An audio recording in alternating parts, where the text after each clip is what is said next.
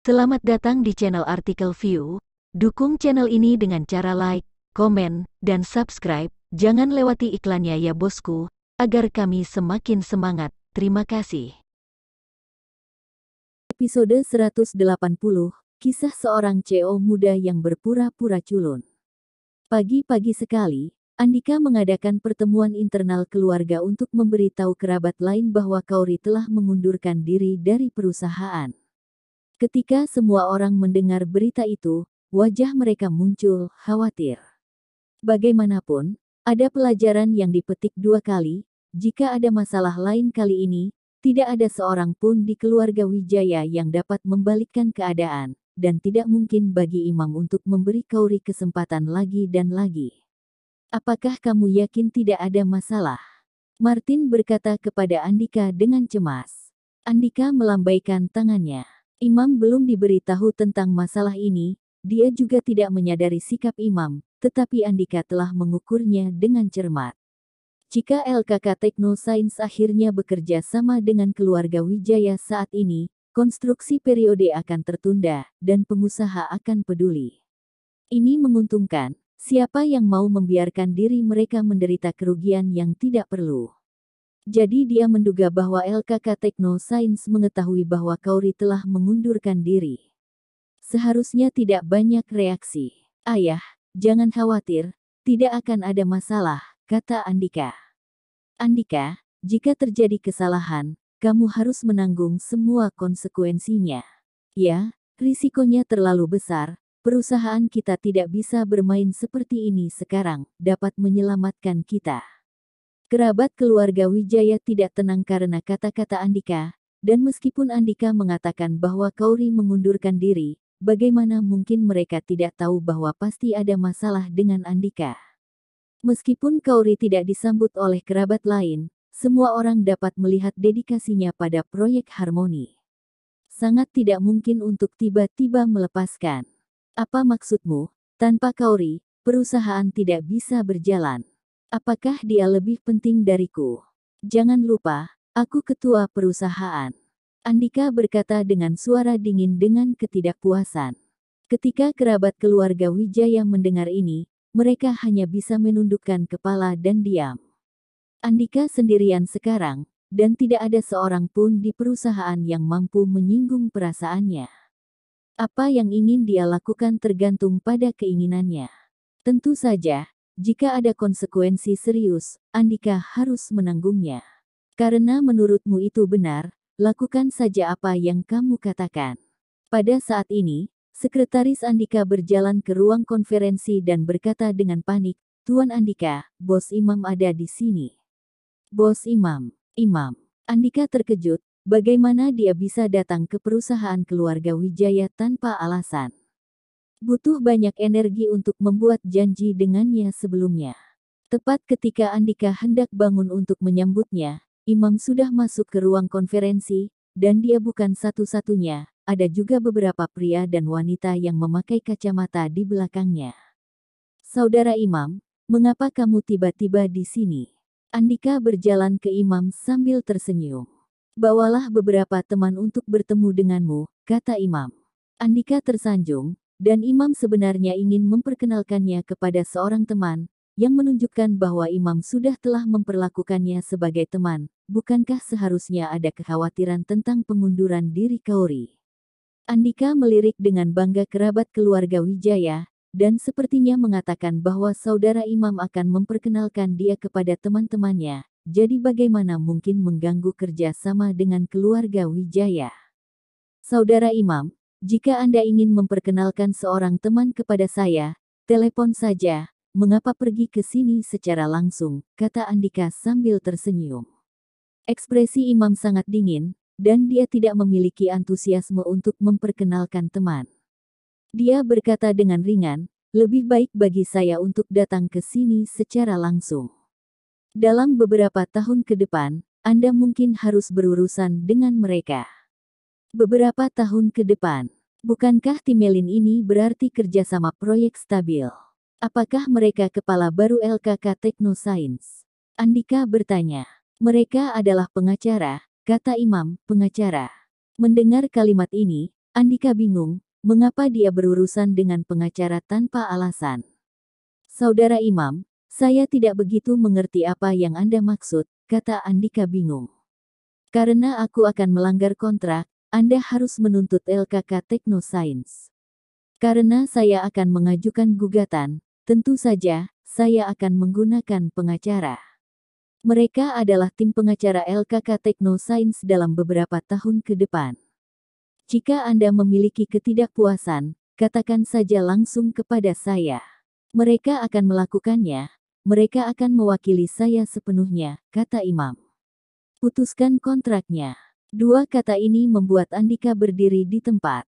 Dia pikir itu adalah hal yang baik bagi Imam untuk memperkenalkan teman-temannya kepadanya, tetapi dia tidak menyangka itu akan terjadi begitu saja. LKK Teknosains melanggar kontrak, keluarga Wijaya memang dapat menuntut LKK Teknosains, tetapi dengan latar belakang LKK Teknosains, tidak masalah untuk menyeret gugatan ini selama 10 atau 8 tahun, untuk keluarga Wijaya. Ini pukulan yang fatal. Sekarang proyek Harmoni adalah satu-satunya proyek yang keluarga Wijaya dapat menghasilkan keuntungan di masa depan. Tanpa kerjasama ini, keluarga Wijaya tidak akan memiliki kesempatan untuk berbalik. Saudara Imam, mengapa begitu tiba-tiba? Apakah saya melakukan sesuatu yang membuat Anda tidak senang? Andika berkata dengan panik. Wajah kerabat keluarga Wijaya juga sangat berubah saat ini. Meskipun mereka sudah menduga bahwa kepergian Kauri mungkin berdampak, mereka tidak berharap itu datang begitu cepat, dan Imam datang langsung dengan seorang pengacara. Sikapnya sangat tegas. Aku tidak akan meneteskan air mata tanpa melihat peti mati.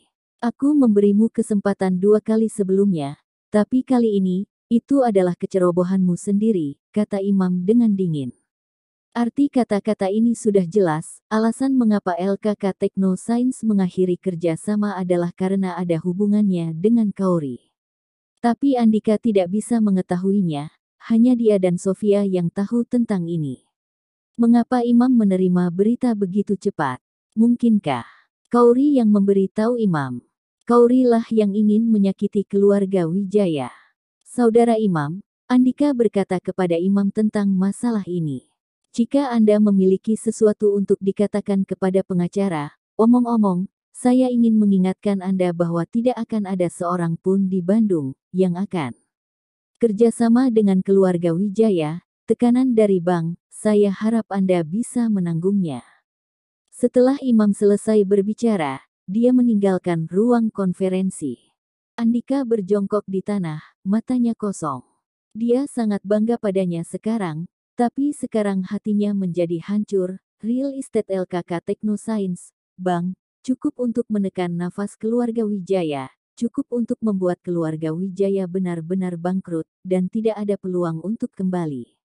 Belum lama sejak dia mengambil alih kepemimpinan, apakah itu akan menjadi gelembung begitu cepat?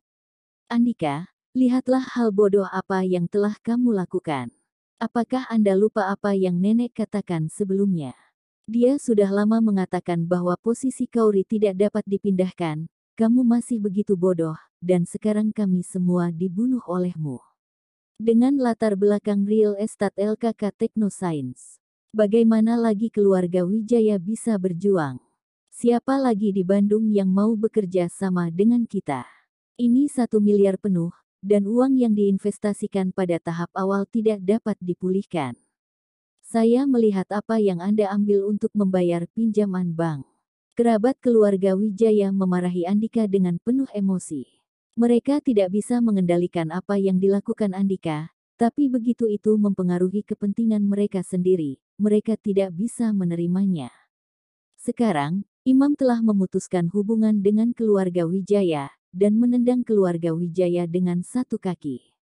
Memasuki jurang maut. Tidak peduli seberapa mampu mereka, tidak mungkin bagi mereka untuk keluar dari jurang.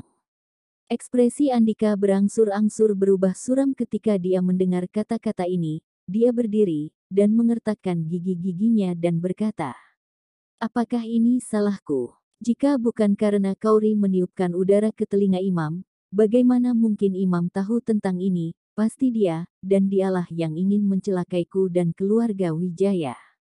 Sofia selalu bersama Andika, tidak peduli apa, dia tidak bisa membantu Kauri. Setelah mendengar kata-kata Andika, Sofia berkata, aku tidak menyangka wanita Jalang ini begitu kejam. Bahkan jika dia mengundurkan diri, dia harus menarik kita semua ke dalam jurang juga. Andika, kita tidak boleh membiarkan Kauri pergi. Dasar Jalang busuk, mainkan trik ini dengan saya, karena dia tidak ingin aku bekerja, mari kita berhenti bekerja. Andika dengan marah berjalan keluar dari ruang konferensi.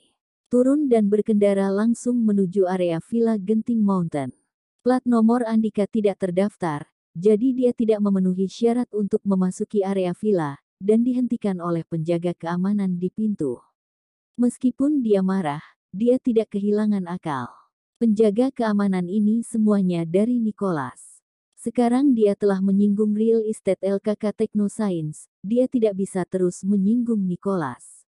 Dalam keputusasaan, Andika hanya bisa berjongkok di gerbang villa. Kauri tidak pergi ke perusahaan hari ini dan tinggal di rumah menonton TV dengan linglung. Meskipun Ariel memiliki sesuatu untuk dilakukan hari ini, tetapi kondisi Kauri tidak baik, dia menolaknya dan tinggal di rumah bersama Kauri. Kauri masih tidak tahu tentang perusahaan keluarga Wijaya, tetapi dia telah melihatnya dan tinggal di perusahaan itu. Bahkan jika tidak ada hal seperti itu, Andika masih akan menemukan cara untuk mempersulitnya di masa depan. Lebih baik menjauhkan diri dari perusahaan lebih awal. Bersambung.